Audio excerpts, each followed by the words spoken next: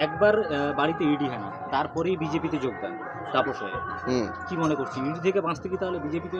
না, সে নিয়ে আমি বলবো না, এটা তার ব্যক্তিগত বিষয়, আমি জানি না কী কারণে।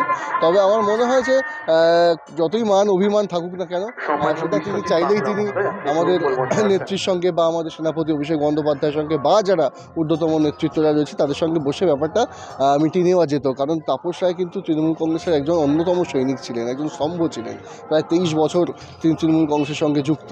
সেখানে সেই মানুষটাই শুধুমাত্র ইডির হানা এবং কেন সেখানে তার কাছে ফোন যায়নি এইটা বলে বিজেপিতে যোগদান, সেটা কোথাও একটু অবিশ্বাসযোগ্য হয়ে পড়ছে। এনিওয়েজ প্রত্যেকের গণতান্ত্রিক অধিকার রয়েছে, কিন্তু আমার মনে হয় যে এই ধরনের দ্বিচারিতাটা না করলেই পারতেন। কারণ আমি ব্যক্তিগতভাবে ওনাকে চূড়ান্ত শ্রদ্ধা করি, ভালোবাসি।